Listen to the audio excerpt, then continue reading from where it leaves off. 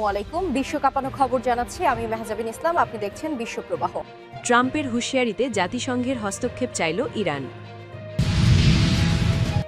ইরানে বিক্ষোভ ঘিরে সহিংসতায় নিহতের সংখ্যা বেড়ে 10। ভেনেজুয়েলায় হামলা ও মাদুরোকে বন্দির ঘটনায় জাতিসংঘের উদ্বেগ। ট্রাম্পের হাতে আটক মাদুরো, কি আছে ভেনেজুয়েলার ভাগ্যে? যুক্তরাষ্ট্রের কোথায় আঘাত হানতে হবে ইরান জানে, হুঁশিয়ারি আব্বাস আরাকজির। যুক্তরাষ্ট্রের হামলার পর পাল্টা বড় পদক্ষেপ ভেনেজুয়েলার, নড়েচড়ে বসল মার্কিন প্রশাসন। এতক্ষণ শুনলেন সংবাদের শিরোনাম, এবার চলুন দেখে নেই প্রতিটি সংবাদের বিস্তারিত। ট্রাম্পের হুঁশিয়ারিতে জাতিসংঘের হস্তক্ষেপ চাইল ইরান। জীবনযাত্রার ঊর্ধ্বমুখী ব্যয়ের প্রতিবাদে ইরানে চলা বিক্ষোভের মুখে যুক্তরাষ্ট্রের প্রেসিডেন্ট ডোনাল্ড ট্রাম্পের দেওয়া হুঁশিয়ারির প্রতিবাদে জাতিসংঘের হস্তক্ষেপ চেয়েছে তেহরান। স্থানীয় সময় শুক্রবার ২রা জানুয়ারি জাতিসংঘ মহাসচিব আন্তোনিও গুতেরেস ও নিরাপত্তা পরিষদের সভাপতিকে একটি চিঠি পাঠান জাতিসংঘে নিযুক্ত ইরানের রাষ্ট্রদূত আমির সাঈদ ইরাবানি। তিনি চিঠিতে মার্কিন প্রেসিডেন্টের বক্তব্যকে উস্কানিমূলক ও অদায়িত্বশীল আখ্যা দিয়ে এসব মন্তব্যের কঠোর নিন্দা জানানোর আহ্বান জানান। গতকাল শুক্রবার ডোনাল্ড ট্রাম্প বলেছেন, জীবনযাত্রার ব্যয় নিয়ে ইরানে চলমান বিক্ষোভে যদি আরও কোনো বিক্ষোভকারী নিহত হন তাহলে আমেরিকা পদক্ষেপ গ্রহণ করবে।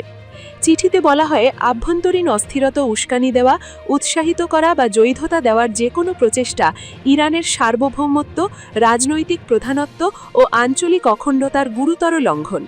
তিনি সতর্ক করে দেন, এ ধরনের বক্তব্য থেকে সৃষ্ট যে কোনো পরিস্থিতির সম্পূর্ণ দায়িত্ব যুক্তরাষ্ট্রকেই বহন করতে হবে। গত রবিবার তেহরানের উচ্চ মুদ্রাস্ফীতি ও অর্থনৈতিক স্থবিরতার প্রতিবাদে ধর্মঘটে নামার পর থেকেই এই আন্দোলন ছড়িয়ে পড়ে। এ পর্যন্ত অন্তত 7 জন নিহত এবং 44 জনকে গ্রেপ্তার করা হয়েছে। কুম প্রদেশের উপগভর্নর জানান, বিক্ষোভ উস্কানির দেচলায় হাতে গ্রেনেড বিস্ফোরণে আরও একজনের মৃত্যু হয়েছে। ইরানের সর্বোচ্চ জাতীয় নিরাপত্তা পরিষদের সচিব আলী লারিজানি ট্রাম্পের বক্তব্যের প্রতিক্রিয়ায় বলেন, মার্কিন হস্তক্ষেপ পুরো অঞ্চলে বিশৃঙ্খলা সৃষ্টি করবে এবং যুক্তরাষ্ট্রের স্বার্থ ধ্বংসের সমতুল্য। উল্লেখ্য, গত জুনে ইসরায়েল ইরান উত্তেজনার মধ্যে যুক্তরাষ্ট্র ইরানের 3টি পারমাণবিক স্থাপনায় হামলা করে, যাকে ট্রাম্প খুব সফল অভিযান বলে বর্ণনা করেছিলেন।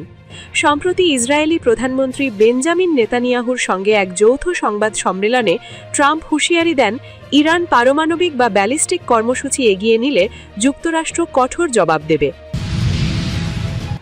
ইরানে বিক্ষোভ ঘিরে সহিংসতায় নিহতের সংখ্যা বেড়ে 10।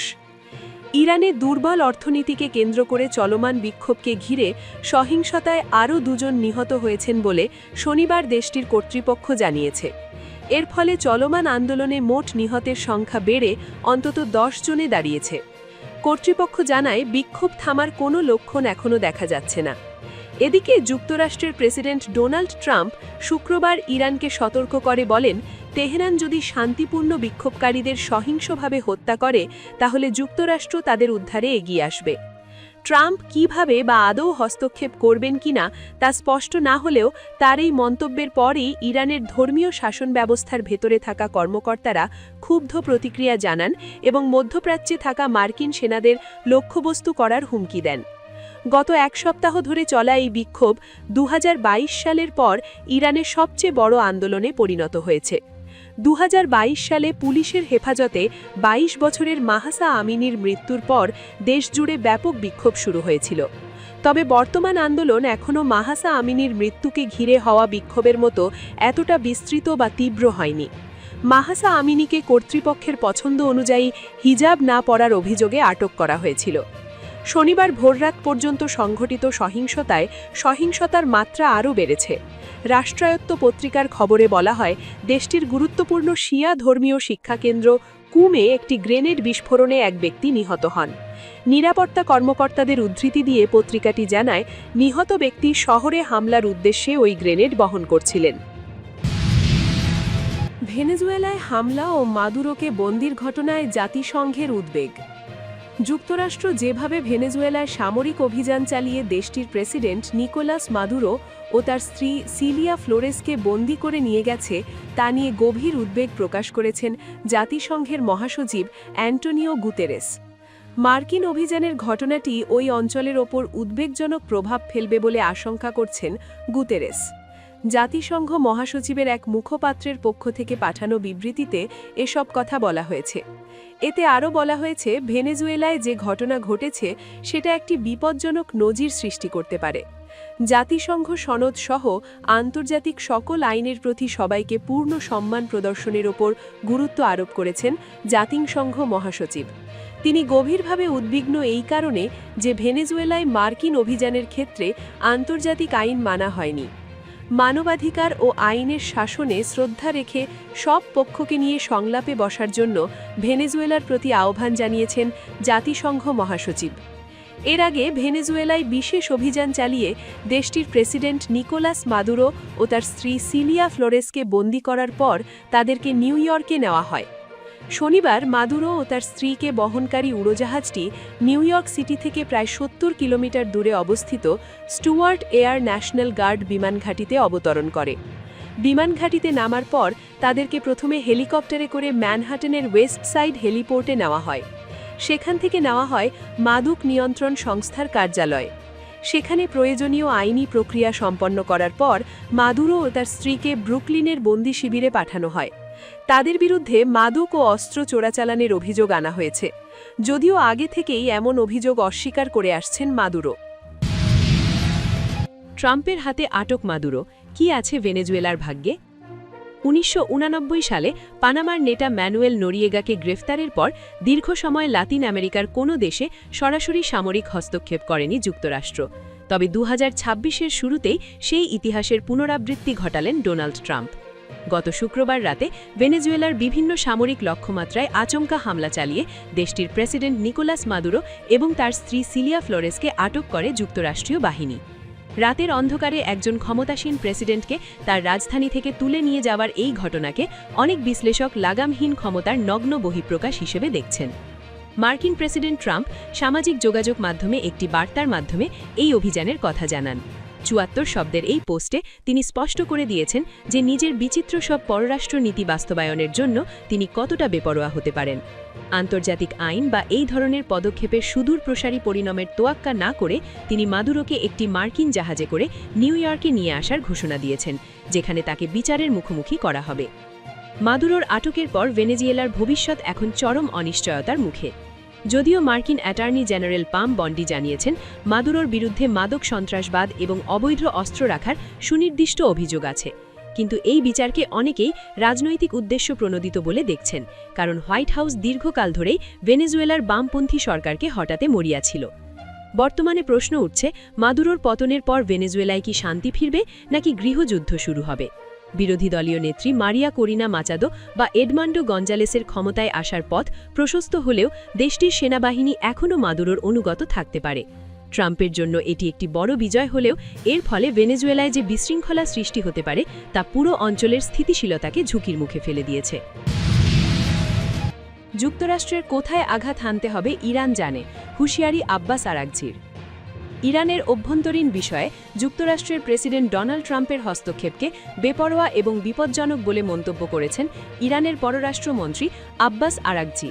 এ সময় মার্কিন প্রেসিডেন্টকে পাল্টা হুঁশিয়ারিও দেন তিনি।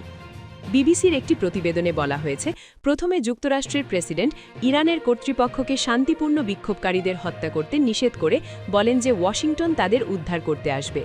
সামাজিক যোগাযোগ মাধ্যমে দেওয়া এক পোস্টে ট্রাম্প লেখেন, আমরা লকড অ্যান্ড লোডেড, যেতে প্রস্তুত। ইরানের পররাষ্ট্রমন্ত্রী আব্বাস আরাগচি জানান, কোনো হামলার ঘটনা ঘটলে ইরানের সশস্ত্র বাহিনী প্রস্তুত এবং ঠিক কোথায় আঘাত হানতে হবে তা ভালোভাবেই জানে। দেশটিতে এক সপ্তাহ ধরে চলা শনিবার সকাল পর্যন্ত বিক্ষোভে অন্তত 10 জন নিহত হয়েছে।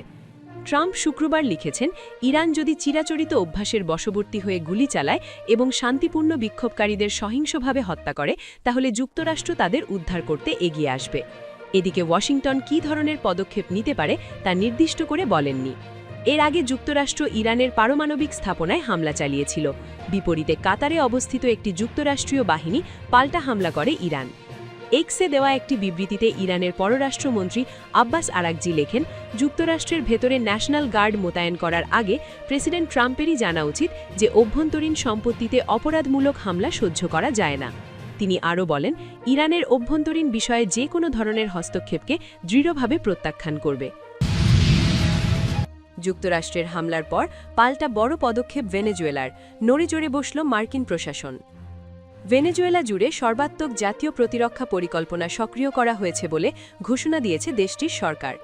রাষ্ট্রীয় সংবাদ মাধ্যম টেলিসুরের খবরে বলা হয়েছে, শনিবার ৩ জানুয়ারি ভোরে ভেনেজুয়েলার ভাইস প্রেসিডেন্ট ডেলসি রদ্রিগেজ নিশ্চিত করেছেন, প্রেসিডেন্ট নিকোলাস মাদুরোর দেয়া আগের নির্দেশনা অনুযায়ী পুরো দেশ এখন প্রতিরক্ষা ব্যবস্থার অধীনে কাজ করছে।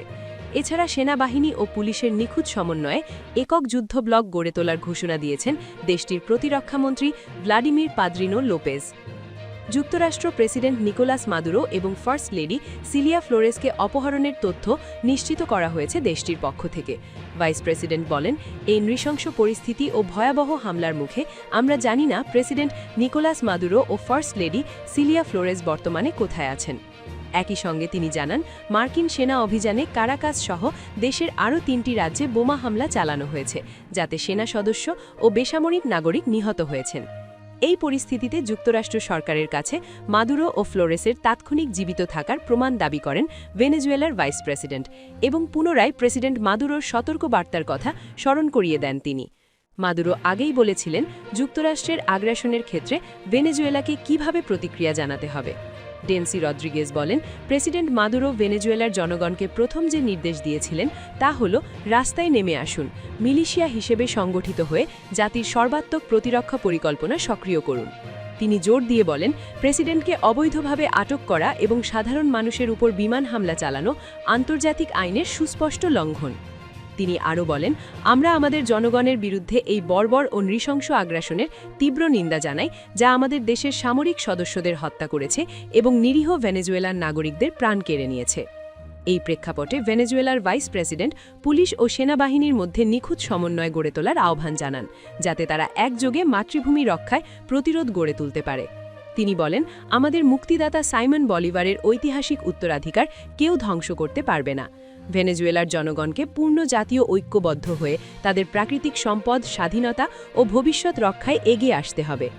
এদিকে ভেনেজুয়েলার আরেক রাষ্ট্রীয় সংবাদ মাধ্যম এভিএনের খবরে জানানো হয়েছে, দেশটির প্রতিরক্ষামন্ত্রী ভ্লাদিমির পাদ্রিনো লোপেজ যুক্তরাষ্ট্রের বিরুদ্ধে অপরাধমূলক সামরিক আগ্রাসনের অভিযোগ তুলে জাতীয় প্রতিরক্ষা পরিকল্পনা পূর্ণমাত্রায় সক্রিয় করার ঘোষণা দিয়েছেন। তিনি প্রেসিডেন্ট নিকোলাস মাদুরোর স্বাক্ষরিত বাহ্যিক জরুরি অবস্থা সংক্রান্ত ডিক্রিকে সমর্থন জানিয়ে বলেন, এর আওতায় সর্বাত্মক প্রতিরক্ষা ব্যবস্থা ইপিলিবদ্ধ করা হচ্ছে।